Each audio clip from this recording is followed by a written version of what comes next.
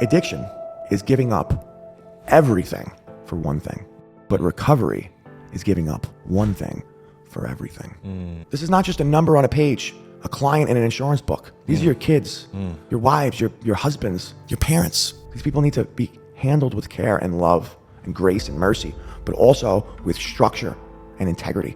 Inspiration without application is frustration. There's a lot of stuff to apply here. Number one, I think you got to look at everywhere where you're making excuses and you got to stop it. You have to attack your problems from a different mindset, from a different place. Yes, you can die from certain drugs. But some drugs are physically addictive, some drugs are mentally addictive, emotionally addictive, all of them are spiritually addictive. The drugs that you really need to watch out for that you can actually die from is alcohol addiction and benzodiazepine. That's Xanax, Valium, Klonopin, any of those anxiety medicines. Those are the two that you can actually die from if you're not properly medically detoxed. Is it that the crappiness is like, no, I got to go back to the high again? Is that you're in that trap? Like every time I come down, I hate it, so I got to go back up? That's a great question. So,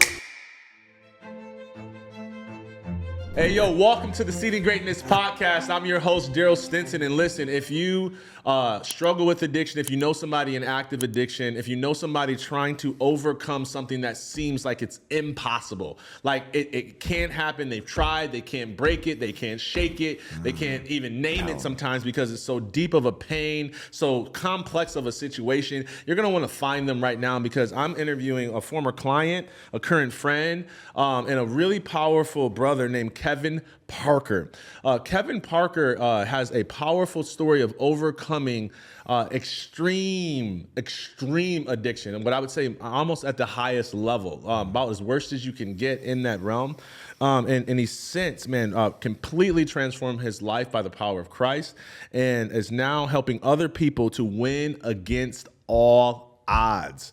And so, man, y'all join me in welcoming Kevin Parker to the Seeding Greatness podcast. What's up, Kevin? oh man, it is an absolute pleasure. I've been on a bunch of these things, but I've been waiting for this moment to be interviewed by you, man. A man of God, filled with the Holy Spirit. I can't wait to see what God does and how he moves today. Super excited. It's a privilege to be on the show, and I can't wait to connect with the audience. Jeez. When I was praying this morning, I was thinking about, I was thinking like how to recover. Like how do you actually break it and get through it? Okay. And I know you have a powerful story. And so I just want you to tell it, man. Let people know about your story. And then that's sort of the thing I'll jump off of right on the back of your story. It's just like, okay, once we get through it, how do we actually recover? Okay, go ahead, bro. That's a powerful question. I guess I'll answer that after I tell my story.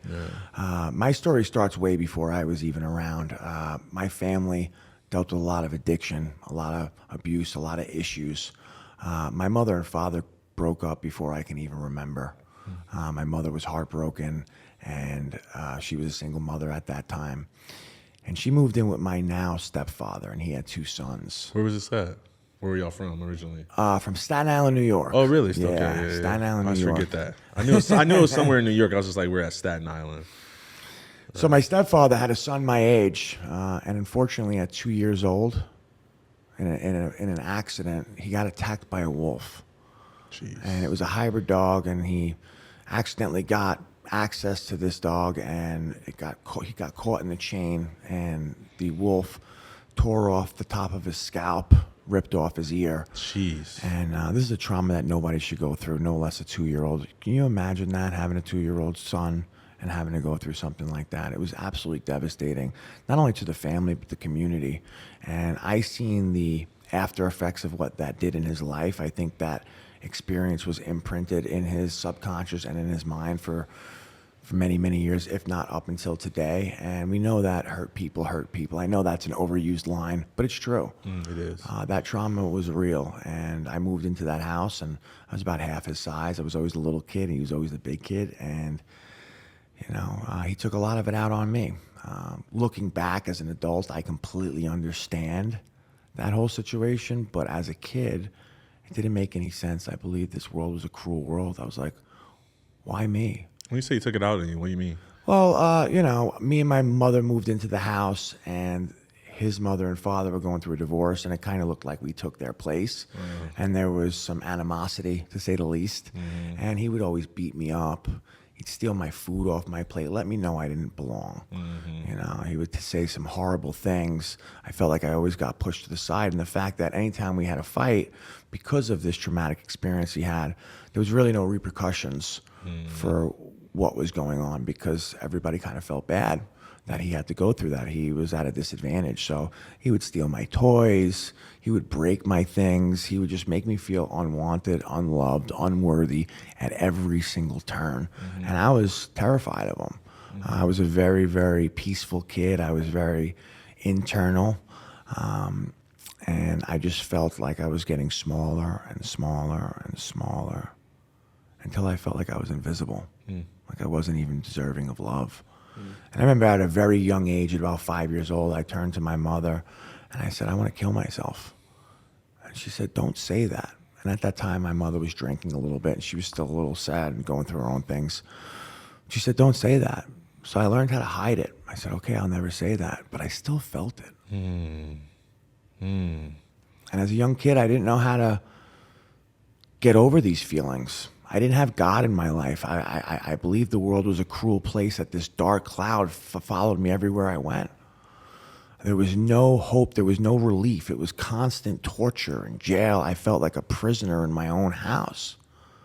I didn't feel like I even belonged. I was like, I'm different than anybody of this world. I don't fit here. I want out. But I remember the first time that I felt some relief, it was about, I think I was 8, maybe 9 years old. My brother, the same brother, introduced me to smoking weed. I had my first joint, and when I hit that joint, my entire persona changed. Felt like putting on a Superman mask. That I was protected from all the feelings, all the pain that I was going through. It was a dissociative for me, and it really let me detach from my situation. I think the only relief I used to get was I used to go to my father's house every weekend, and my stepmother used to spoil me rotten, and I would grow up my little brother, and she treated us like we were 100% blood brothers. It's like I had a second mother. So I was really, really blessed growing up. Now looking back, I was blessed. I had 2 amazing fathers, 2 amazing mothers that all loved me, all trying to do their best. But they were in their 20s. I thought they were adults in their 20s. Now as a 39-year-old man, I know you're just a big kid at that age, taking care of other kids. So they did an amazing job raising me. However, a lot of them dealt with alcoholism and their own struggles in their lives. So, how old were you when you had that first joint? About 8 or 9 years old. 8 or 9. So then, like, was it just you were hooked from then? Like, when did the heavier drug use start coming in? So I used to sneak away. I would even cut school in middle school and like go across the street into the woods and smoke a joint and be high all day and then eat 10 tacos at Taco Bell when the bell went. But things kind of really progressed in high school. Okay, high school. Because in middle school, I even had girls bullying me. They were punching me in the face. I was afraid to get in trouble, so I would never fight back. I always was a victim to my circumstances. And when I went into high school, an amazing person, my cousin Jimmy, kind of blessed me in a way, because he was the cool kid. He was 4 years older. We had the same birthday. He's like my older brother. And in middle school, I had braces. I had a Guile flat top like in Street Fighter. I thought I was the coolest thing since sliced bread. I had acne all over my face, buck teeth. But that summer going into high school, I got my braces off. My cousin was a barber. He cut my hair, gave me a crisp fade. He gave me a silver dragon chain. He went out and picked out all my clothes. I was just vibing. And I walked into that school a whole new man. You know, the same girls that used to tease me and pick on me in middle school were like googly eyes when I walked in. They're like, who's that guy? La la la la la la la la la la. For real, for real. Like back then they didn't want me. Now they all on me. Okay, so you had a fresh start, fresh cut, fresh everything, and really like almost opportunity and a fresh identity. That's exactly okay. So then, why did the drugs come deeper then? That's a great question, because I was in the honors class. I played baseball. My stepfather he was our coach actually in high school as well. He was an amazing coach. He knew everything about baseball. And as soon as we got off of school, we would hit 100, 200 pitches and practice all day, all year round. And I really didn't have that much money, and I like to smoke pot and drink when I can. So I realized how am I going to do this? And somebody introduced me to the concept of picking up a lot of pot I know, right? and selling it so I could smoke it for free. Yep. From using to selling is almost the first entry road to more. Yeah. So when you're 14 years old and everybody's smoking, as a smart man, I'm like, I could just be the guy, the plug, and I'll smoke for free. But what happened was I was hanging out with so many people during school, after school, before school. They were all smoking. I was making an excess amount of money. It wasn't just smoking for free anymore. It was being the big man on campus, having dollar bills, y'all, and being like just the guy. All the girls seen it, all the guys seen it. All the guys wanted to hang out with me because they wanted to smoke. They wanted to be cool. All the girls would be with me because I had all the money and all the pot. And I was living large. I was like the new man on campus, man. I was the go-to guy. And I went from the bottom of the barrel, lowest on the totem pole, getting picked on by the Pelicans, to being the top dog on campus. And that pride and that ego came to me, and it literally created a new identity.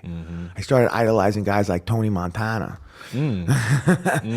So, but yeah, it really started getting a bit worse in the end of freshman year.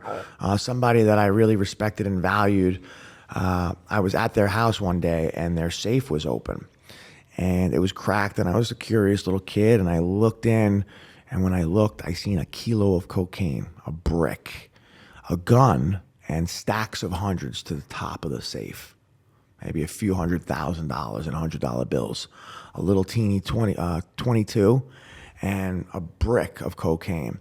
And I'd never seen cocaine before, so I took a steak knife and I popped off a block, and I just took off a piece and I put it in a quarter weed baggie, and I took a battery and I rolled it over. And then I found the straw, and I snipped the straw, and I stuck the straw, and and my whole entire face went numb. And that's when I got really addicted to drugs. And what made it even worse, what does a little kid do? Watch pornography. I started watching pornography and partnering it up with cocaine, which floods your brain with dopamine. So if you use those two things in unison, it becomes a flood of this sexcapade of just pleasure through my whole body. Now, at this time, I didn't even get laid. I didn't know anything about girls.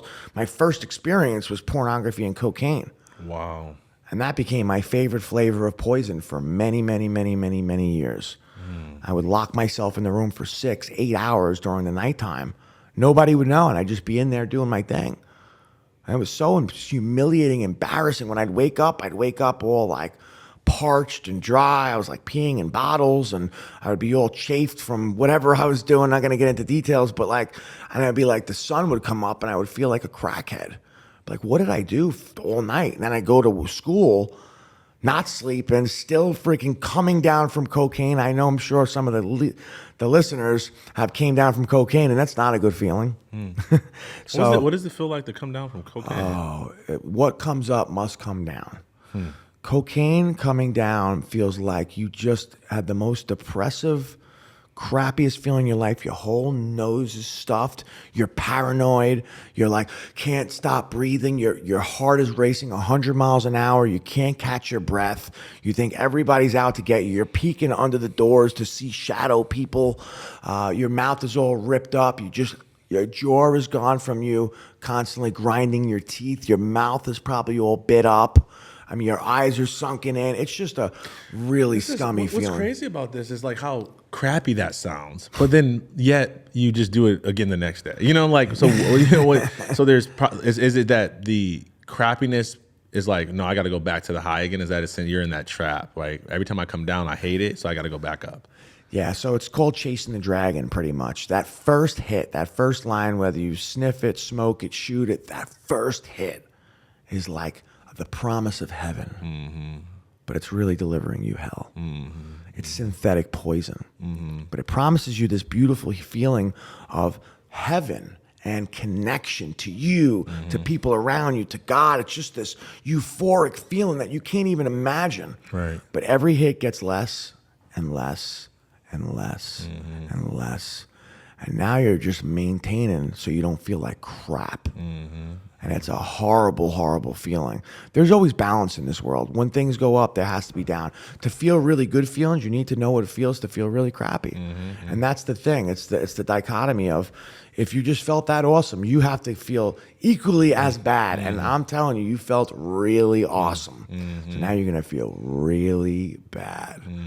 And it's crappy. Even like, you're like, I'm never going to do that again. A day or two goes by, you're like, yeah, but I'm just going to take one hit. Yeah. One hit. Just one. That's why there's that drug dealer saying, first one's free. Man, I know we're in the middle of your story, but I just, it's just, this is a big deal, Kevin, for a lot of people. I've done a lot of work for people recovering from addiction. I helped a lot of people recover, support a lot of that, and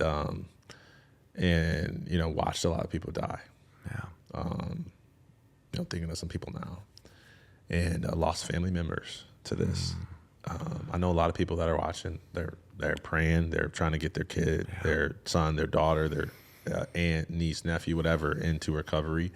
Some of them are functionally alcoholics, functional cocaine addicts. Like they're functional, so therefore it doesn't seem or appear to be as bad.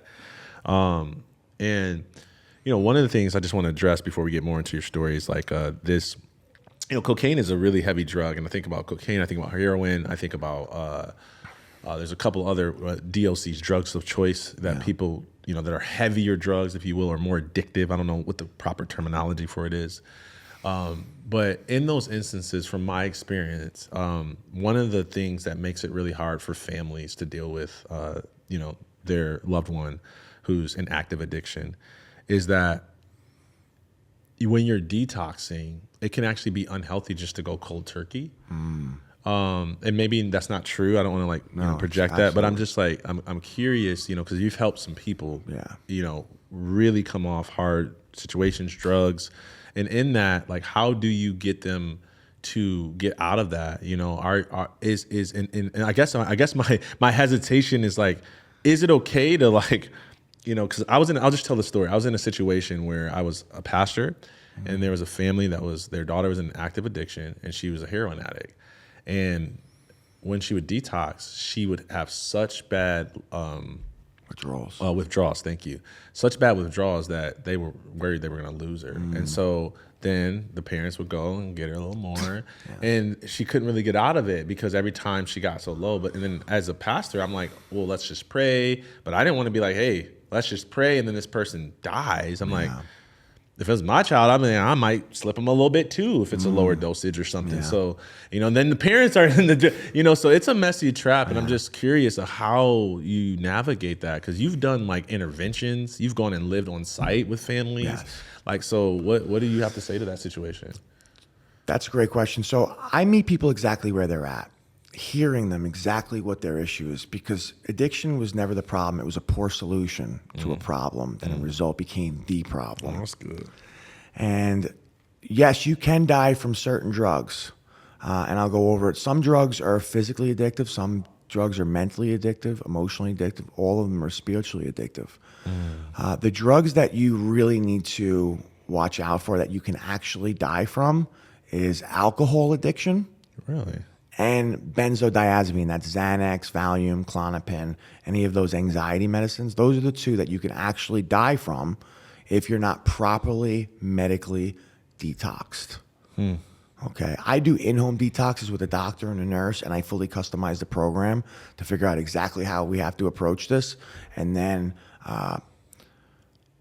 create a life that they truly love to live after that. Now, you just mentioned that you had somebody that you were pastoring over that was doing heroin.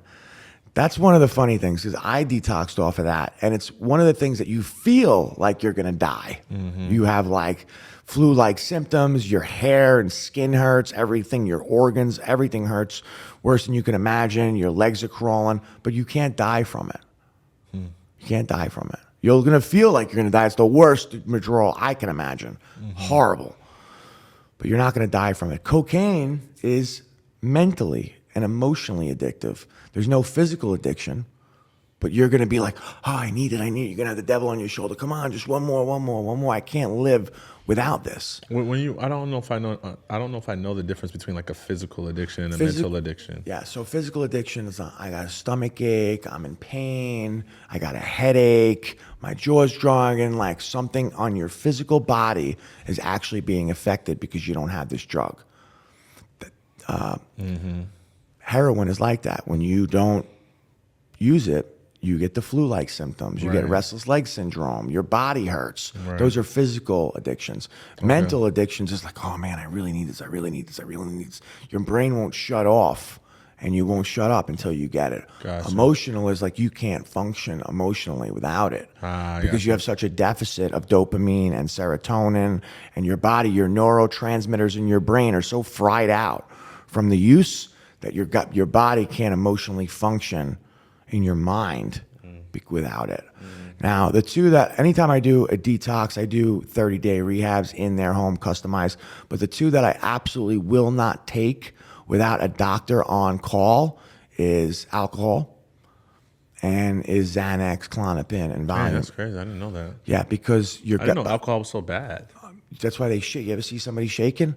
That's the withdrawal symptoms because their body will shut down if they don't get alcohol. You need to medically detox and step down properly, or what will happen, you'll have a seizure, you'll aspirate, and you'll die. Jeez. And I had something like that happen, and we'll get into that in a little bit, to me personally. But I've experienced that. But yeah, it's very, very unsafe. I will not take a client that's doing alcohol, that's physically addicted to it, or doing Xanax, Klonopin, or Valium, that's physically addicted to it without a doctor on staff to get that done. And what's your mindset if you were doing like direct intervention? If somebody was like, "Hey, listen, I'm my son, daughter is really like hooked, can't get out, and don't know what to do with them. We need you to come." You come in and you're like, "What's your mindset? What's your approach?" And I'm asking for your sake, but I'm also asking in case somebody is like, I need help tips now. Yeah. So the only way that you can make a change, there's something called the 6 or 7 levels of change. You can only make a change on a higher level. So it's a fully customizable, multi-facet approach. When I'm dealing with a person that struggles with addiction, I need to work with the family as well. Because what I can do in a month of work, a mother that's an enabler can undo in 5 minutes. Wow. So when I do an intervention, it's a 2-week build up until that day. I interview the family. I figure out what dynamic each person plays in their role. Are they the hero? Are they the scapegoat? Are they the enabler? Are they the buddy, the partner in crime? Who are they? How do these components work together? Then I figure out a full composite and a full bio on the person. So when I walk in the room, I create immediate rapport because I'm a stranger. They have their guards up. So I figure out who they are, what they do, what they like, what their favorite color is maybe. I might wear a jersey of the team that's their favorite team, just so I can subconsciously build a rapport. Then I need to figure out how long they've been using, what do they do, what are their patterns, what are their behaviors. I study the person for 2 weeks. And when I do an intervention, it's like a choreographed dance. Even to how I set up the seating arrangement. I control the whole environment of the intervention. And if I tap somebody on the shoulder, they're leaving the room. I'm the boss in the room. And I have to make everybody sign a contract that they know that if I say something, it goes. If I need you to leave, you go. Because we're talking about life or death. This is your loved one's life we're talking about. And I'm not here to tiptoe around people's feelings. I'm here to do a job and save somebody's life. And then after that, once I get them into the program, and I have hundreds of vetted programs, and I match the person specifically with the proper program, because it's no such thing as a cookie cutter answer. We need to find I have to sell the person that's struggling with addiction on the amenities, and then match them with the family of the clinical aspect, the actual medicinal clinical program. So it's a real art to do this. And then while the person is in rehab, I work with the family and I coach them. They're going to call up and say that there's rats and the food is terrible and the beds are made of hay. Whatever they can do to get out. I got to pre-warn them that this is going to happen. Wow. So I make sure that they know, because the enabler is going to be like, I got you. I'll protect you. I'll come save you. Meanwhile, they've been manipulating them for their whole lives. So I have to pre-warn them of that's going to be happening. And then when they get out, You need to have a step coming out. You can't just go. Rehab does not get you sober. It gets the drugs out of your system. It gives you some time out. So now you have an open window to actually have a shot to help change their mind and reprogram them in a different way and show them the light. Because you can't, somebody in active addiction, show them the way to get out. You got to get the drugs out before you can actually change their perspective. But there has to be a comprehensive program once they get out of rehab and detox, because there's a 91% relapse rate after people come out of a rehab, that they're gonna relapse, because people don't realize. And it kind of breaks my heart that these insurance companies have these proven methods that have to work, that are only billable for insurance. They don't work. They don't work. There's modalities and holistic things that are way more powerful that are not even covered by insurance. And I'm looking to open up a program, and I'm like praying on it, whether or not I'm going to just do cash pay so I can do whatever I want, or I'm going to also accept insurance, and then I'm going to have to jump through these hoops of nonsense that are just like ridiculous things that don't work. And I'll tell you, most of those, a lot of those detoxes out there are just cooking the books, because they're making $100,000 per person that walks through that door. And it's a revolving window, and there's no incentive for them to actually get these people sober. They want reoccurring clients. They want customers. They're getting $100K every time somebody walks through the door. That ain't wrong. That's wrong. That's wrong, man. It breaks my heart that this is going here. That's why I really want to do it differently. And I know God has me on such a tremendous mission, and he's leading my steps every step of the way. I don't know how it's going to work or what it's going to do, but I know God is going to show me the right way to really impact thousands, if not millions of lives. But the whole insurance game is broken, and it's messed up. And there's so many modalities of vibrational healing, frequency healing, sound healing, meditation, prayer. This is a spiritual battle. It takes physical, mental, emotional, and spiritual. You need to create something on all ends. This is a fight to the death. This is not just a number on a page, a client in an insurance book. These are your kids, your wives, your husbands, your parents. These people need to be handled with care and love and grace and mercy, but also with structure and integrity. And I'm here to change the game. Ooh, it's powerful, man. You said something. You said a mother could do in 5 minutes as an enabler what would take you 2 weeks to do as an intervener. Yeah. What do you mean by that? How so? So like if I'm coaching them and I'm like, all right, say they're gamblers, and I'm like, this is what we're gonna do. We're not gonna gamble. I know there's a casino right down the block, but what I want to ask you is, instead of driving past that casino, I want you to take the long way home. Excuse me. Yep, take your time. And then the mother or whoever that enabler is be like, oh, you've been good for a month. Maybe we could just go to the casino for 5 minutes. Or, you've been a good boy. Or like what you said about your the person that you were pastoring, they gave him a little bit. Like because when people are in active addiction, they know you intimately and personally, they know how to pull your strings on your heart. They know how to manipulate. That's how addicts function. They are master manipulators. And the closer you are to them, the harder it is for you to see what's really going on. We were talking about that yesterday. We were, like you can't see the forest for the trees because you're in the forest. The mother can't see that their little baby boy is a stealing, lying drug addict because that's their little baby boy, and it came out of there. It takes an outside perspective, somebody that's impartial, to show you, no, your son is an addict. He's struggling. He's got a disease, and we need to fix this. And you babying him, and when every time he says he's in pain or he's hurting, and you come to rescue the day, you're not helping him. Don't rescue the day. And I tell you, I was going to be on a show 60 days in, because sometimes I do interventions, and the last draw sometimes is if they don't want to go to treatment and I was like, kick them out.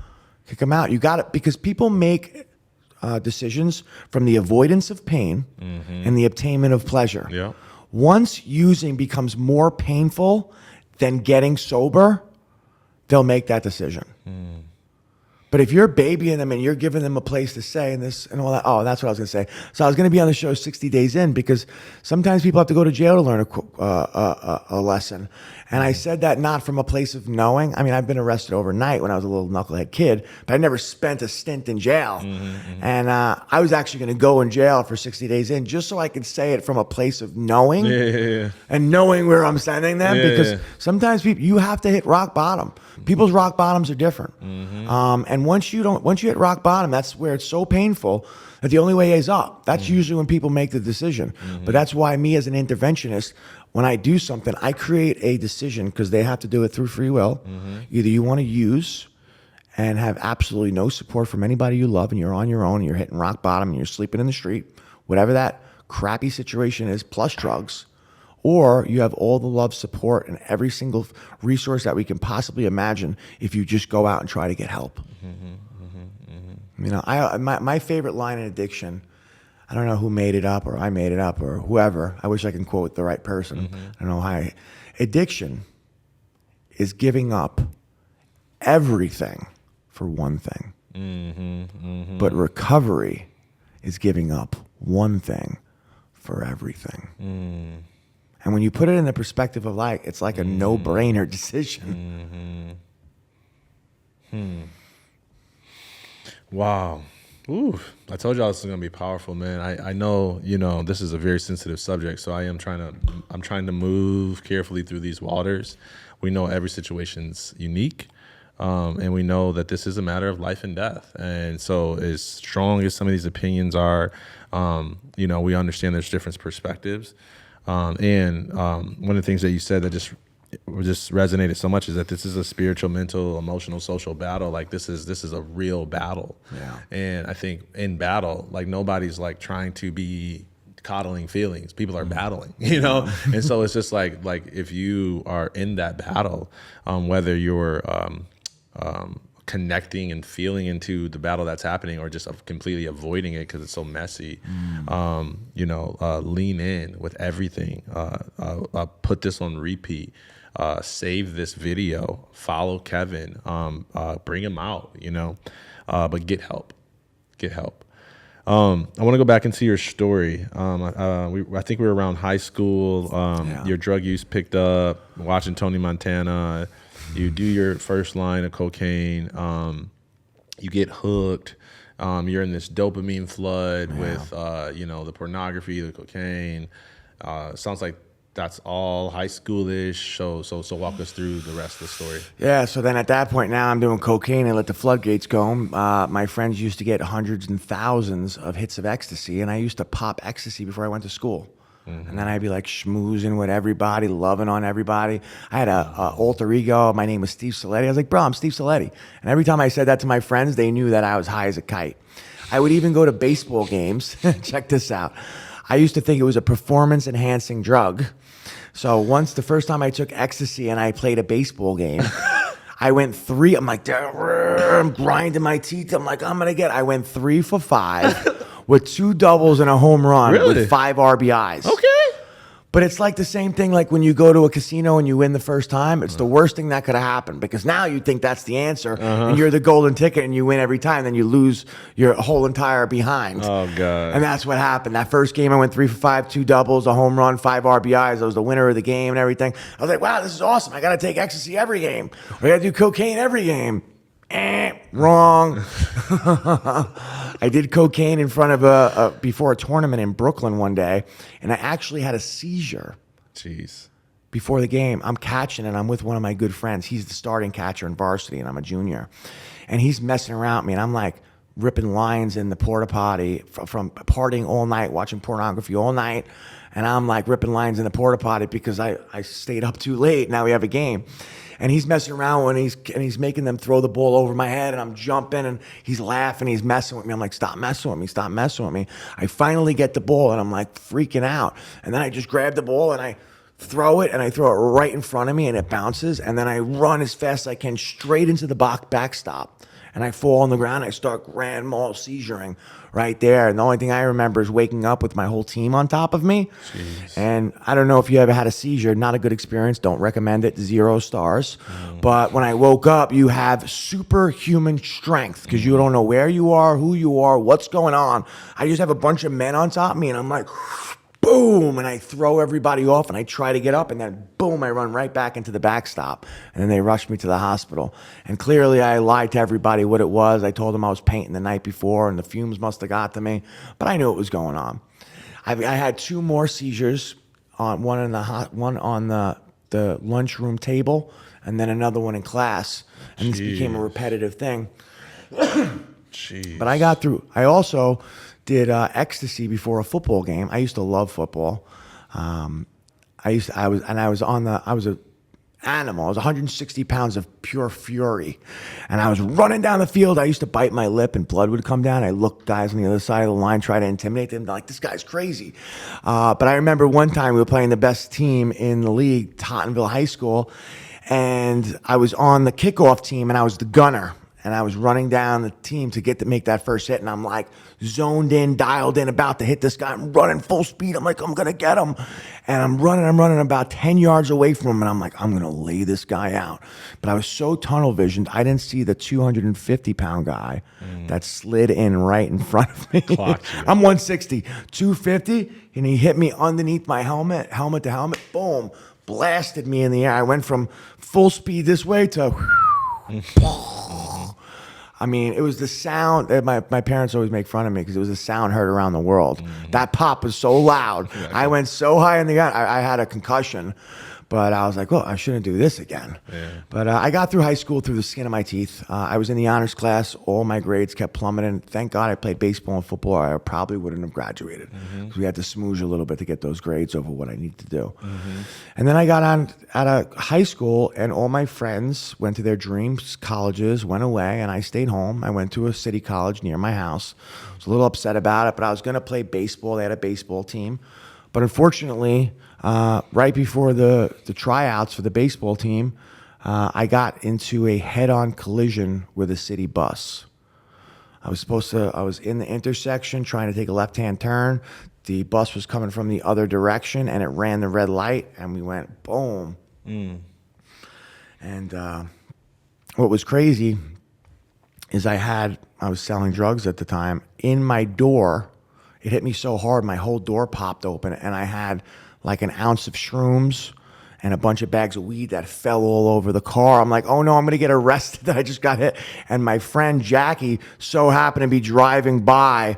She's like, oh my God, are you okay? My car was destroyed. I went from 15 miles an hour this way to 30 miles an hour backwards. It just crushed. I'm just like, here, Jackie, take all this. And I gave her all the pot and the shrooms, and I just ducked out. But I really, really hurt my neck and my back during that process. I had herniated discs, I had nerve damage, sciatica, pinched nerves in my neck, military, all this stuff. My neck was shot, my back was shot. I was in such pain. And this was in 2005 when they were giving out painkillers like Skittles. There was no warning label that these things are addictive. I just took them, and I felt like Superman. I was like, wow. Not only do I feel amazing, I have energy, I got a nice little buzz, but I feel unstoppable. But the problem with painkillers is it's like putting a Band-Aid on a broken leg. It looks good.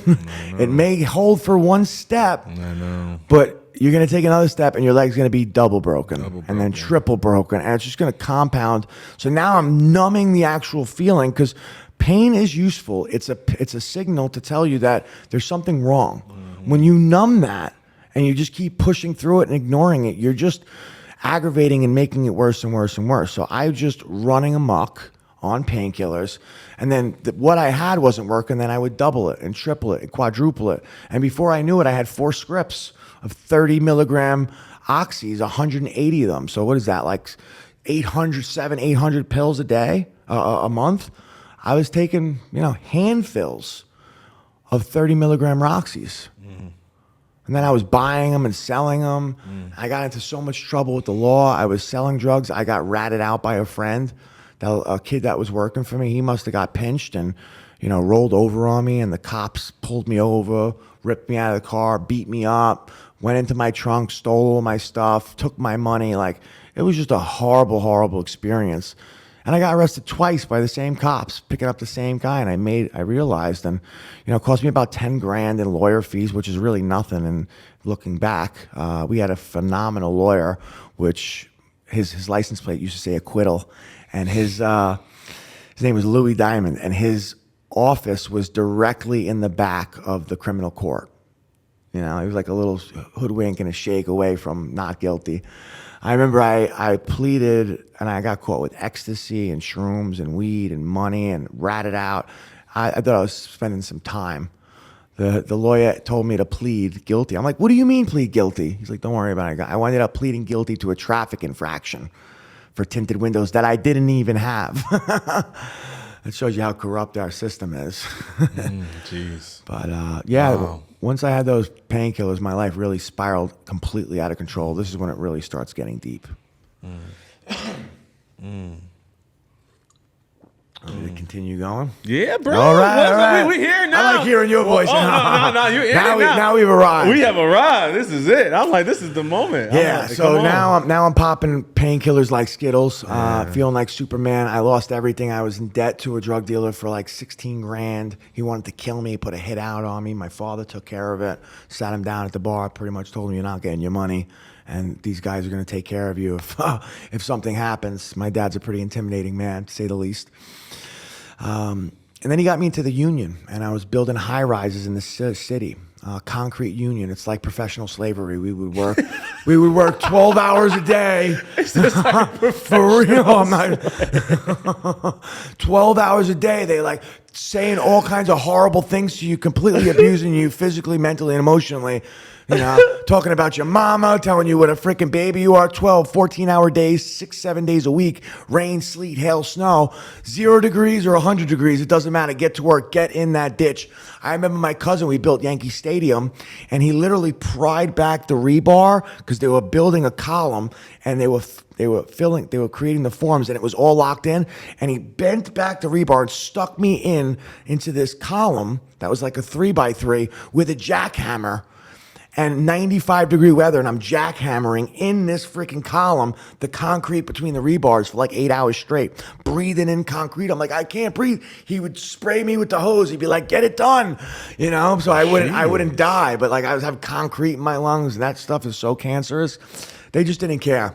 It was I worked with a bunch of gangsters. It was very mobbed up, and it was also people that had felonies that came out of jail. From some of them are murderers. Like it was like the one awesome job you can get, being a murderer, Right, or a rapist. right. You can get a job making $100 grand a year. Right. My dad got me in because he's a little connected with the union, and I was just breaking my behind. Jeez. Hanging 40 stories off the building high as a kite. I, in fact, fell off the building twice. Once I fell into the net 1 story behind, and then the other time it was cold, and we used to put drapes, tarps, Yeah. and we would heat the concrete from underneath in coke fires, but we'd put tarps to keep the heat in, and we would put a cleat, and we'd bang it into the concrete. Thank God I nailed down that cleat, because I grabbed a 4x4 leg, and it was floating, and it fell, and I went backwards into the tarp.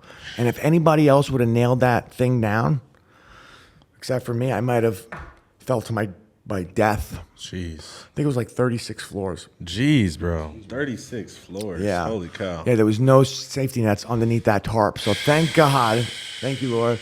He's had his hand on me since forever. I survived, but it got to the point where I was so unhireable because I would do the job of 3 men. I was a maniac, high as a kite, running around, picking up 3 pieces of plywood at a time, just doing the most. And they're like, wow, this guy's a beast. He's a maniac, but he's hanging off the side of a building with no safety, anything. And every time I got my check once in a while on Thursdays, I'd be absent on Fridays, and something bad happened. And that was just unhireable. In fact, I remember one of the lowest moments of my life was I told my boss one day, because I missed a day, and I told him that my stepmother had a stroke and I was in the hospital. Unbeknownst to me, he knew my stepmother. So the second I said that, he was like, how dare you? He looked at me. He's like, what is wrong with you? And immediately gave me my check. And I knew I had a problem at that point. But by that time, I was unhireable. I had an apartment with my brother. It was like a flop house. We would have 10, 20 girls in the house. We were playing beer pong, smoking weed, drinking. We weren't even supposed to smoke cigarettes in this place. We lived above a bar from my father's friend, and he lived next door. And we would be partying till 5, 6, 7 o'clock in the morning. There'd be bottles of booze everywhere, burn marks in the thing, holes in the walls. It got to the point where the whole entire apartment was flea infested because my brother brought a cat home when he was drunk one night that he found. The whole place was flea infested. The lights were off. The water was off.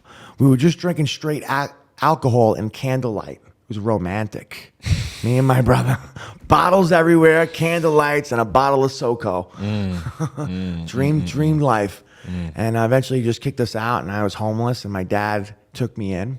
And this is where it really kind of gets dark. I lost every friend at this point, every opportunity, every job. I'm on the balls of my feet. My dad takes me in, taking some mercy on me. And he let me stay there for about 6 months. He tried to show me how messed up I was. He'd show me videos of myself nodding out with a cigarette in my mouth, dropping it, almost starting fires. I was like, Dad, I'm just tired. He was so fed up. My stepmother ran the campaign of they're going to save my life. So I was in my room with my girlfriend at the time, and they woke me up about 7, 8 o'clock in the morning. Boom, boom, boom, boom, boom. I'm like wiping the sleep out of my eye. I'm like, what is going on? I go into the living room, and my whole family's waiting there. And I don't recommend this to anybody. This is why I'm highly, highly suggest getting a professional, but a professional that actually does a thorough, legit job. Because they created an intervention, but they watched it on TV and they had no idea what they were doing. So when I woke up, they're like, you're a drug addict. You need to go away. You need to go to a program right this minute for 2 years, or you got to get out right now. Now, you should give people an ultimatum when you do a drug intervention, but not like that. I felt attacked. I was defensive. I put my guard up. I was like, how dare you? First of all, you're embarrassing me in front of my girlfriend. Second, who do you think you are telling me that I got to go away for 2 years? I'm going to leave my girlfriend for 2 years? Where's she going to be at? You're going to let me I'm going to go to a program I know nothing about for what are you, crazy? I don't even got a problem. This is not a problem. You guys are blowing this out of proportion. I think you guys got the problem. Now I'm fighting them. And they're telling me you have to go away. I was like, the heck with you guys. I'm leaving. Now I'm going to set the setting. It's the middle of November in New York. Pretty cold. I don't know if any of you have been in New York in November. It's freezing. It was 11/22/11. Okay. And that's going to have some significance. I love that. For people that love numerology, 11/22/11 is symmetrical. I said, the heck with you guys, I'm leaving. I threw on a tank top and shorts. I'm leaving. I'm taking all my stuff. Tank top and shorts, took a book bag, put like 2 pairs of shorts and then a sweatshirt or whatever it was, a pair of shoes, and I threw it on my back, and then I took my safe and I threw it on my shoulder. I said, the heck with you guys, I'm leaving. And I kicked the door open. I made this big scene. I'm like, I don't need you guys. The second I turned the corner around that house, I started crying like a baby. Tears running down my face. They're like, basically like, and the wind is whipping in my face, and I have this safe, and I'm crying hysterical. I'm thinking like, how can my family do this to me? How dare them? And I must look like a crazy person that just stole a safe. It's like in the middle of the morning, I have a safe on my shoulder, I got tears running down my face, I'm in a tank top, it's freezing cold out. People are looking at me like, bless your heart, what is wrong with you, son? And I walked about a half a mile in the freezing cold to my best friend Corey's house, God rest his soul. And I went to the house and I told his mother, again, manipulation, that my father and mother hate me, that they don't love me, that I have nowhere to go. She said, darling, you can stay here as long as you want. Come inside. And I was better than her son. I used to actually go there to keep her son in line because he was off the guardrails. And I went to that house, and she cooked me a bowl of macaroni and cheese that night. It was warm. It was, belly sticking good. And I went to sleep that night. It should have been the last meal of my life. No doubt about it. Because everybody woke up that morning except for me. They found me on the floor, on the side of the bed, completely blue, unresponsive, in my own throw up, dying on the floor. His little sister called the ambulance. Like, he's dying. He's blue. They rushed me. They got the ambulance there. And this shows you how deep addiction gets. I'm dying on the floor of my best friend Corey's house. And instead of worrying about, oh, my friend's dying, he's rummaging through my pockets. Jeez. Checking for money or drugs. That's what your mind goes to. Like, oh, he doesn't need this. He's dead. I need the money. I need the drugs. It's better off in my hands. This is my best friend. This kid was the prom king of the school. Everybody loved him. And now he's rummaging through his dead friend's pocket for money and drugs because that's what's most important to him. And I'm going to get off the subject for his just a second, just to tell people how dangerous drugs is. This kid was the prom king of my school. Me and my friend Corey were the most popular kids in school. I spoke at his funeral. He died a few months later. When I went to his funeral and I did the eulogy, there was only 5 people at his funeral. 25-year-old kid, most popular kid in school. Burnt so many bridges. Nobody showed up when he died. Jeez. That's how So bad. deep this is. That's how bad this disease can be. Back to me. So they rush me to the hospital. In the ambulance, my heart stops. They revive me. They get me into the ICU, fighting for my life. Now I'm in a coma. I aspirated. I seizured. Now I'm in a coma. I have double pneumonia. My fever's topping out at 107, 108. They had me on the ice blankets. I died 3 times in that coma. It got so bad, at some point, they had a priest come in and read me my last rites. They're like, there's no shot he's going to survive. My friends and family are practically lining up to say their goodbyes. Cards all over the wall, you know. Right before they're about to pull the plug. I'm like, there's no more hope. He's done. Nothing short of a miracle. By the grace of God. I just woke up. But when I woke up changed. Because I went into that coma as a non-believer, a complete atheist. But when I woke up, I undoubtedly knew that God existed. I felt the presence of God for the first time. He snatched me out of the depths of hell, saved my life and my soul that day. And it was the most amazing thing that ever happened to me. Such a peaceful, joyous place. God really exists, and he really loves us. And I don't know where I would be if he didn't rescue me in that way. It was so beautiful. I woke up, but when I woke up back to reality, the doctors are telling my parents, don't get too excited. I have no idea why he's up right now. This doesn't make any sense. He's got 108 fever, his brain's frying, he's got multi-organ failure, liver, kidneys, lungs, heart, brain, all shut down, 20% oxygen to his brain. We have him on pressors to keep the blood to his organs so he doesn't die. He's on 24-hour dialysis. He has sepsis of the blood. His blood is toxic to his body. Jeez. All 4 of his limbs are black with gangrene. If he survives, he's going to be a complete vegetable. He's going to lose all 4 of his limbs. And he's never going to be the son you once knew. Telling my mother this. My mother's like, don't tell me. I'll show. You don't know my son. He's strong. And I got tubes in my throat, tubes in my lungs, tubes in every orifice you can think of. Not going to get graphic. 100 pounds soaking wet.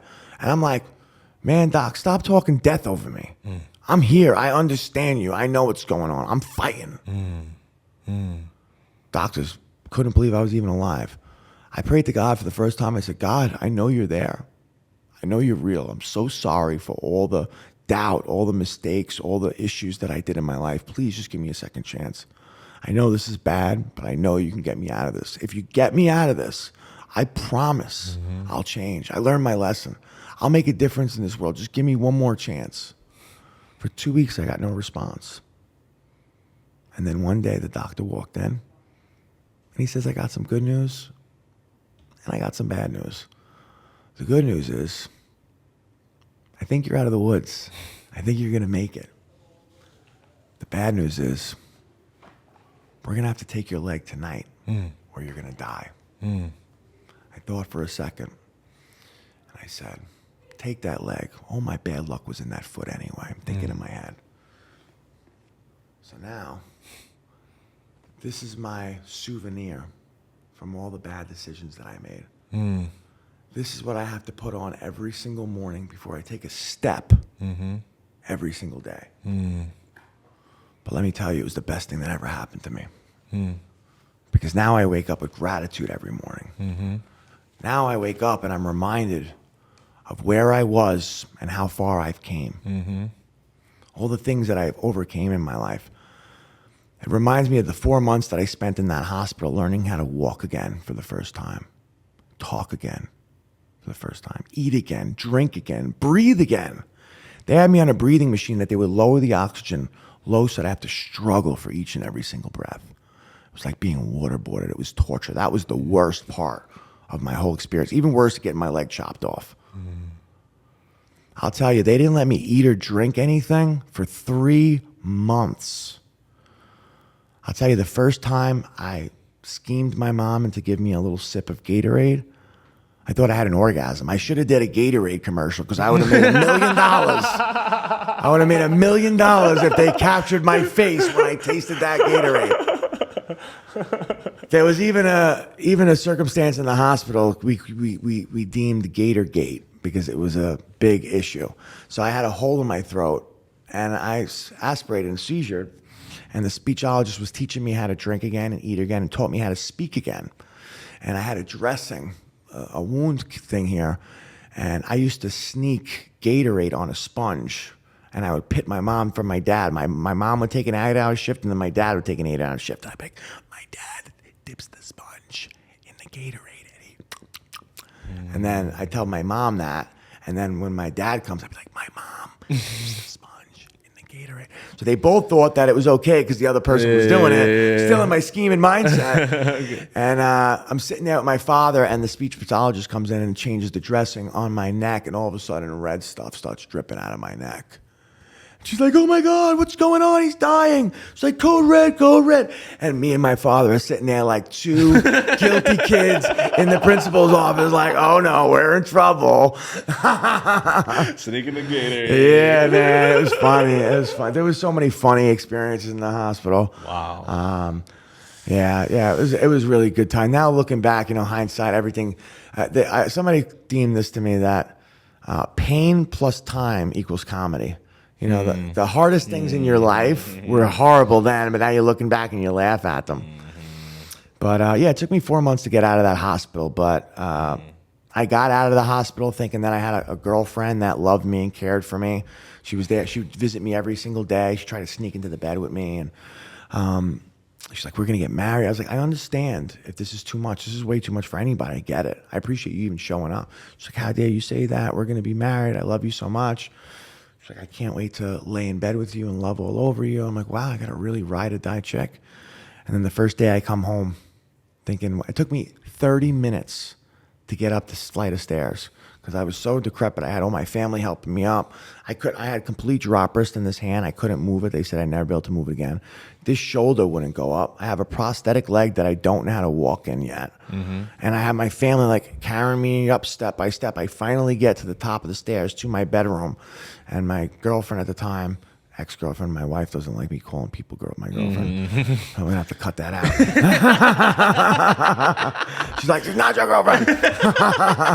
My wife loves me very much. Watch out, ladies. That's a good husband, right? Oh there. Yeah. So I'm laying in bed with this lady. And she says, it's been really hard, and I think we need some time apart. She breaks up with me the first day. And then I find out through the grapevine she's sleeping with all my friends. She's getting drunk, blackout drunk every night. I mean, just had a complete meltdown and breakdown. And it was so humiliating because I thought that was the only person I had left. Because when you're a drug addict and you deal with addiction and then you get sober, you hung out with all addicts. They weren't really your friend. I know. They're not your friend. So now you can't hang out with them. Now you're like, wow, I really don't have any friends because everybody I hung out with, I just copped with, I got high with, or they were my dealers. Yep.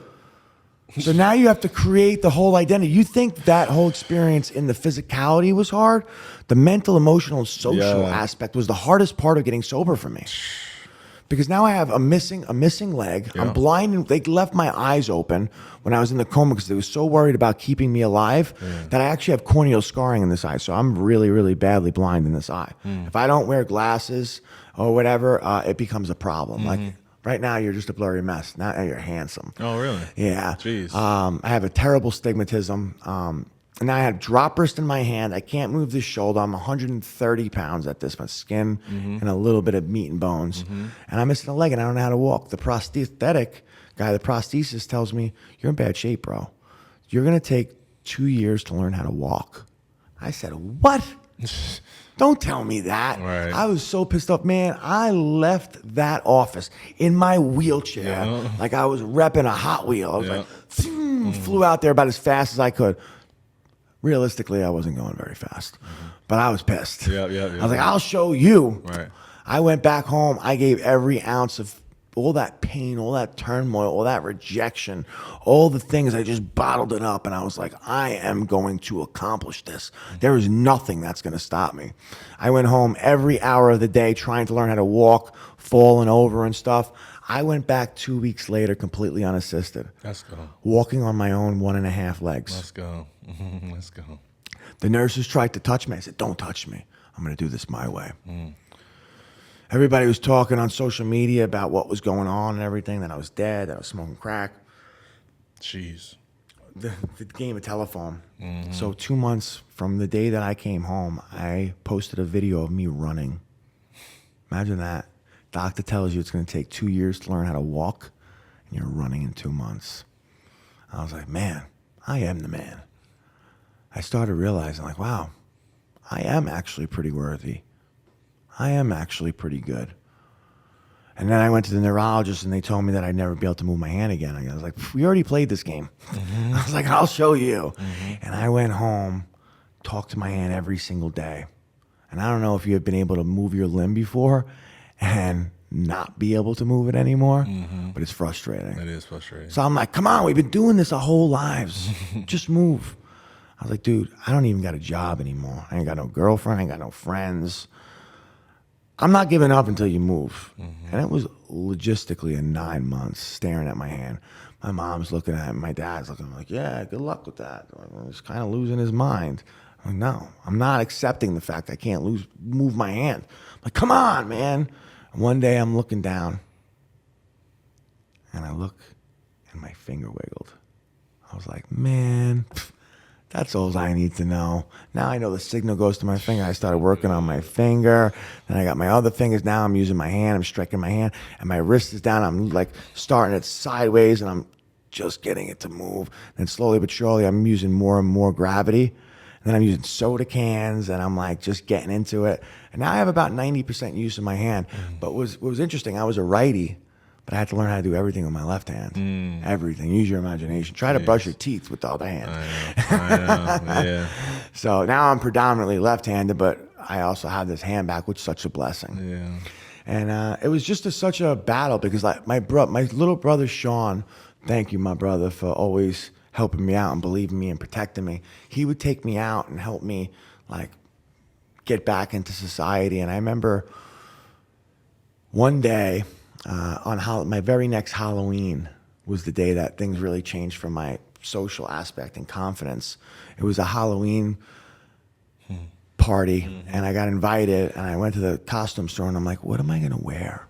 I was like, what can I do? I mean, I'm missing a leg, and I'm looking. I say, aha, that's the one right there. And I snatch it off the wall. I'm like, man, this is it. And I'm like, I gotta customize this a little bit. So I bought a pirate outfit, and I took the pant leg and I cut it off. And with my mother, she's a very artistic person, we made like a log. And like we drew on a piece of like some kind of felt paper, and we drew the lines and the little knots and everything, and we made my leg a peg leg, a wooden peg leg. And I went to the bar as Parker the peg leg pirate, and I was like, arr, shark ate me leg. And I was walking around, and I was just chucking and jiving. I'm doing all these things, and I'm having a good time, dancing around on one leg, like just loving it. I met a beautiful girl, I met a bunch of friends. I was like, And what I learned right there is when you have a disadvantage, when you have a weakness, when you have a insecurity, lean into it. Lean into it. Own it. Because if you just own it, nobody can use it against you. And I think I mentioned this to you. I'm going to say it again. It's such a good line. Have you ever seen the movie 8 Mile? That's the perfect explanation and example of how you lean in and own your weaknesses, and it becomes a strength. And this is what I love about God, because God can turn your biggest weakness into your greatest strength.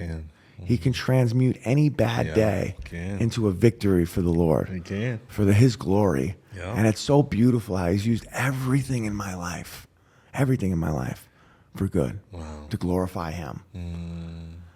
And things really changed because my very next birthday, when I got out of the hospital, my stepmother was dying of stage 4 cancer. She had it all through her lymph nodes, all through her body.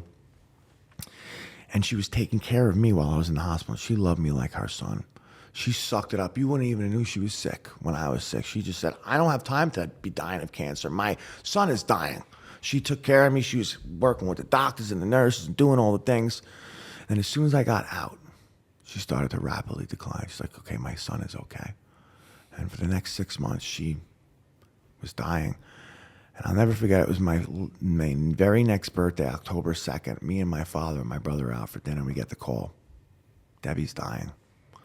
And I went to I didn't even know the Lord at this point. I just knew God existed. Didn't know it was the God of the Bible. We go to the hospital, and I see my stepmother, Debbie, dying on the bed. And she's like, Kevin, I've been talking to God, and God loves you so much.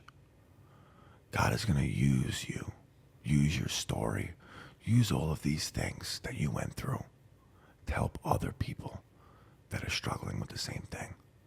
She said, promise me you're going to use this for good. Jeez. Promise me you're not going to let this go to waste. Wow. And I said, I promise, Mom, and I'm blubbering and I'm crying. She's like, you also got to promise me that you're going to write a book. I said, I promise. At this time, I never wrote anything more than 3 pages, so I'm like, oh my God, is my friend, my wife or something? Prodigal son just came on. I don't know how that happened. There you go. It's time. The prodigal son is Prodigals crazy. are coming home. And she's like, promise me you're going to write a book. I'm like, I promise. And she just passed away. And I had that thought in my head, and I want to honor that promise I made and that promise I made to God, dying in the hospital. And just a few years went by, and I didn't know I went to college. I wanted to become a doctor, realized I didn't want to do all the schooling with all the labs and 10 years of schooling. So I got a psychology degree, a bachelor's, and then I got a minor in biology. And I even got accepted to an advanced physician's assistant program and nursing program in Wagner College, but I thought it was like the movies where they send you a letter in the mail and you open it up at the living room table like, Dear Kevin, you've been accepted to this school on a full scholarship. I waited months and months and months, and I never got anything in the mail. Turns out they sent me an email, and I never checked my email, and I missed it. But, it's God's will. And, I had that in the back of my mind. And all my friends were dying of opiates at that time. It was just every week I had to go to another funeral. I was so sick and tired of hearing all these terrible stories. So I wrote my story to the Staten Island Advance. And within 30 minutes, an editor emailed me back and said, this is an amazing story. Can I publish this on the front page of the Sunday Advance? I said, absolutely. He came to my house. He took pictures, put the story out, edited a little bit, and it went viral. And all these organizations reached out. And there was one that I said yes to called Scared Straight Program by the Addictions Angel. I was like, this kind of resonates with what I went through. And I was asked to be the keynote speaker of an audience of about 400 or 500 people. And I said yes. My heart said no. I was like, I don't think I could do this. So I wrote everything on a piece of paper and I tucked it in my pocket. And I went there and I'm like hyperventilating in the front row. I'm like, oh man, when are they going to call me up? I'm so nervous. I never spoke in front of even a class. I mean, if I ever did, I was high as a kite. I was just a comedy clown. I'm like, this is real. They finally called me up at the end of the event, and they had all these crazy speakers, and I'm the keynote speaker. Never spoke ever in my life. I got glasses on because I have bad vision. They go, Kevin Parker, and I go up there with my crumpled up piece of paper. I unfold it. I look at the overwhelming crowd, the sea of people in front of me. My heart starts racing. My glasses starting to fog up. The drip of sweat is coming down my face. And they're in dead silence. I'm like, I think I'm going to die up here. And I'm like stuttering through the whole thing. I could barely read the paper. I'm just shaking the whole time. I thought I was going to die in front of everybody. So happened that I didn't, thank God. And when I finished my speech, I got a standing ovation. The entire place stood up and clapped as loud as they could, whistling and screaming. I was like, wow. And at the end, about 50 people lined up to meet me, to hug me, to shake my hand, to tell me how much it inspired them. And let me tell you, this was the highest I've ever been, the best feeling I've ever felt, including drugs. The dopamine that flooded through me naturally was unreal. I was like, you mean to tell me that I had access to these good feelings this whole time? And I was snorting cocaine and popping pills and doing drugs to get it? Right. I was like, this is what I'm supposed to do. Yes. So from that point on, I just became a self-development junkie. I've read every single book that I can find on human psychology, human behavior, addiction, anything to do. I became a Tony Robbins junkie. I was like a groupie, following him around all across the country. Les Brown, freaking anybody that I can get in front of, and what John Maxwell certified. I was like, I'm going to be a speaker. And then I got introduced to this woman, Dr. Callie Estes, who runs the Addictions Academy. I took her class and I just hit it off with her. And she's like, you're amazing. She's like, I want you to become one of my teachers, my facilitators. So I started teaching recovery coaching after I took the classes, of course. I got certified as a drug interventionist, a family coach, a recovery coach. And then I became a facilitator of her classes because I inspired and motivated all the students. And I'm a natural born teacher. I helped her write the life coaching curriculum in her class, and she would sell all these things. Not only that, but I became her top sober companion, who she'd send me with celebrity clients to live with them for 30 days, 45 days, whatever it is. I lived on a sailboat one time. I went to Hawaii to help these people do alcohol addiction, drug addiction, sex addiction, any type of addiction. And I just became her top coach, her top sober companion. I did some drug interventions, and I just loved it, man. And then during that time, I remember my stepmother telling me that you got to promise me to write a book. So I wrote my book, Winning Against All Odds. It's a autobiography, but it's written in a self-development way. And I'm telling you, anybody that picks up that book is going to be able to resonate with one part of it. You're going to learn something that's going to change your life. I wrote it specifically that anybody can pick it up. A 10-year-old, a 60-year-old, an addict, a non-addict, somebody that knows nothing about drugs, somebody knows everything about drugs.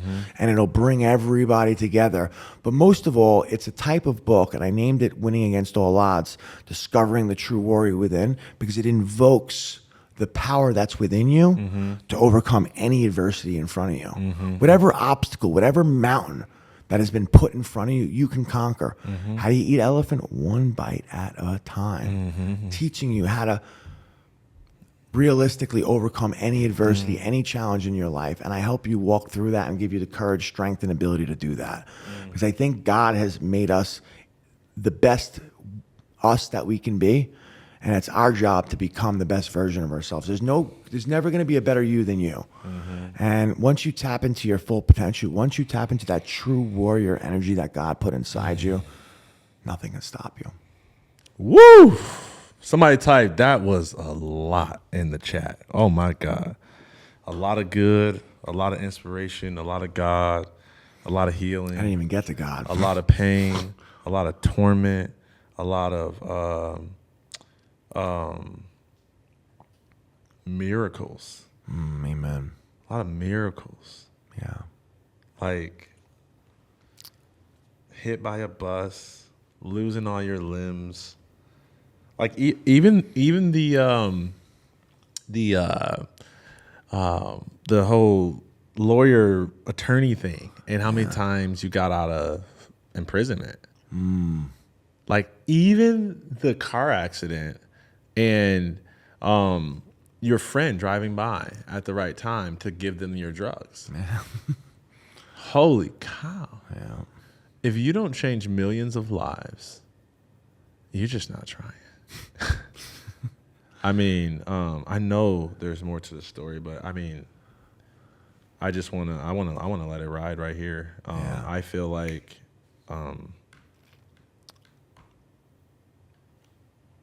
this is what we were supposed to do. You cannot listen to your story and complain about your problems. You just can't. Yeah. There's a lot of our stories that overlapped, and I'm actually being reminded of my own moments like that. I had a, 23, supposed to do 23 years allegedly in prison case, long story, but same situation. Guy was sleeping in bed with the courts. Essentially, I bought my way out, and it was like, God, you know what I mean? Yeah. Like just saving me from me, and for him and his purposes. Yes. And so it's evident, that your life has been marked by God, and that you're supposed to do something extremely special. And you already are. And so, where can people connect with you? So you can find me on Instagram at Kevin Parker Official. I also have a TikTok account, Kevin Parker Official at. You can email me. I'm not a big email guy, but I will respond at Kevin at TrueWarriorRecovery.com. TrueWarriorRecovery.com. Okay. Yeah, and those are pretty much the avenues. And once we actually connect, I'll happily give you my number, and we can discuss whatever you want to discuss. I'm here to help. I'm here to inspire, motivate, collaborate in any way. I've got a huge, massive dream and vision that God put on my heart, and it's going to take an army. And, I'm just open to see what God does in my life. How can our movement, Seeding Greatness, support you? Oh, man, just being in your presence, Darryll, is a blessing. I just think every time that I'm with you, iron sharpens iron. If you guys have anybody that's really struggling with addiction, some kind of adversity, I'd love to be put in contact with. I'd also really like to get on more stages and share my message more often, whether it's schools, corporate, anybody, even foundation, anything. I want to impact 10 million people in my life. And I need the connections and resources to do that. I'm always open to collaboration, man. I work better in a team, in a synergistic environment. I'm not good when I'm set aside by myself alone. Reminds me of addiction, because connection is the opposite of addiction. So I always try to stay connected with people, because my mind always goes to a dark place when I'm alone. And I don't even like working alone. I don't like being a solopreneur. And that's what I am. I mean, I'm building out a virtual intensive outpatient program, but I'm looking for the capital to do that and the investments to actually get that started. But it's going to be a groundbreaking resource for a lot of people, but I don't like working alone. So I like collaborating, synergizing. That's where my magic happens, man. Yeah, man. Well, y'all here at Seeding Greatness, so let's go to work. That's what we do. We're the most collaborative movement on the planet. Love that. Dude, may the Lord add a blessing to the reading of His Word. Like, this is just so phenomenal, man. Can I shout out Jesus? Of course, I got there. So what I mentioned that I never, I didn't know it was God of the Bible when He stepped up to me, and I had that experience because it was such a kinesthetic, visceral feeling. I didn't see Jesus. So I was a little jaded to go to the God of the Bible, and I tried everything other than that. I went to Buddhism. I studied a little of the Quran. I did New Age spirituality, Native American practice. I did ayahuasca in the woods and peyote and praying to the stars and the moon. But every single time I went down a road, Jesus would show up. I'm like, who is this guy, Jesus? And then I would back up and I'd go down another road, and boop, boop, boop, boop, boop. I get down the rabbit hole and Jesus would show up. He's the common denominator. He's the all be all, the end, the beginning, the everything, the Alpha, Omega, the King of Kings, Lord of Lords. Because everywhere I went, He would show up. He's like, yeah, you want to try that ridiculous path? Go for it. I'm there too. He's everything and everyone and every little molecule that exists. He's in everything.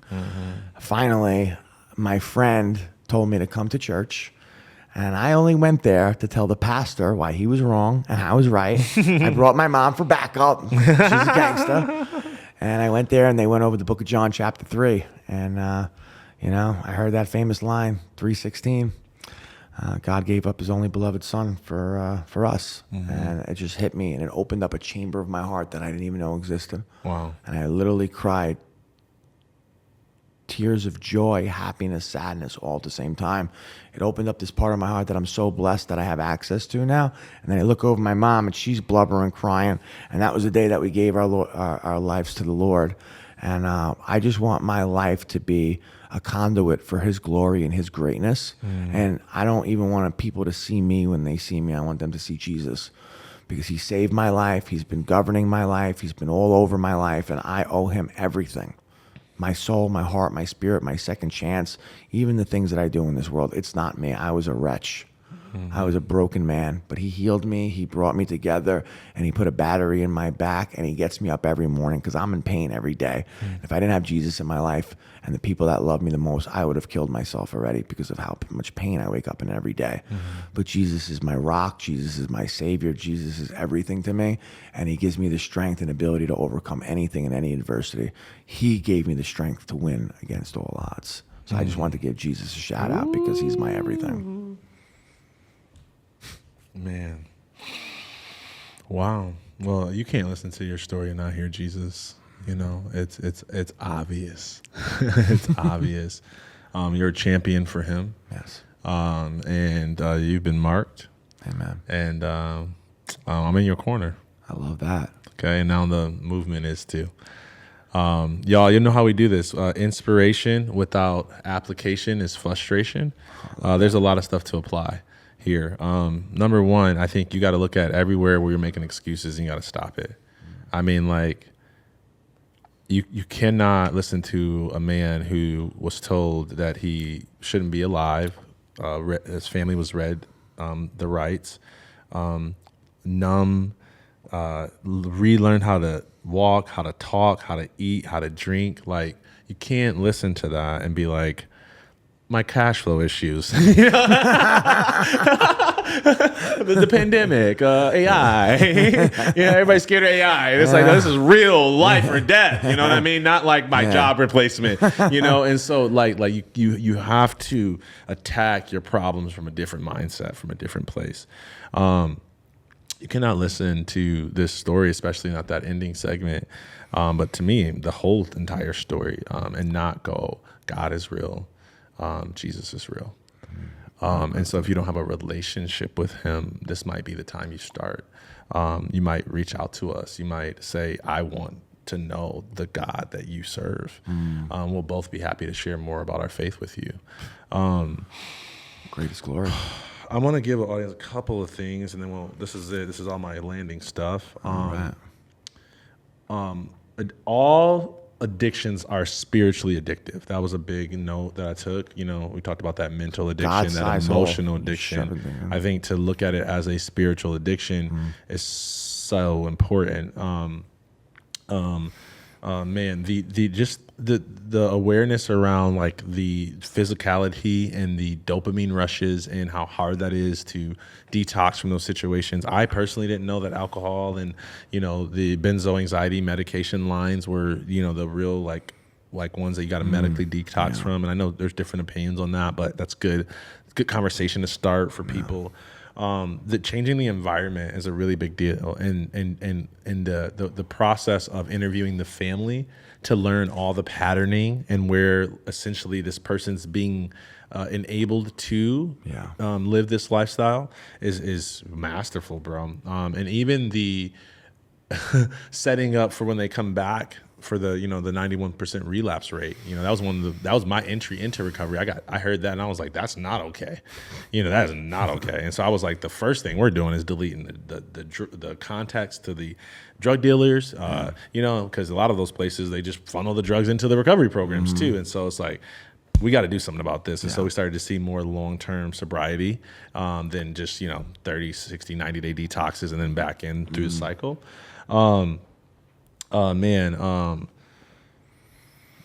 Pain is useful. When you numb that pain, you numb the signal. I think that's a big part for people to realize. It's a lot of times the pain you're trying to get out of is only felt through the numbness you got to get rid of. And if you'd stop numbing, you could actually hear the signal and then follow the course. So I think that's a big point for people.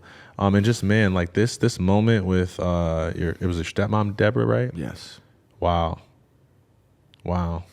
Promise me. Promise Remember. me. Promise me you'll write the book. Yeah. Promise me you'll change it. Like, wow. So you got a promise to God. Yeah. And you got a deathbed promise. And that was her last words? Last words she said to me.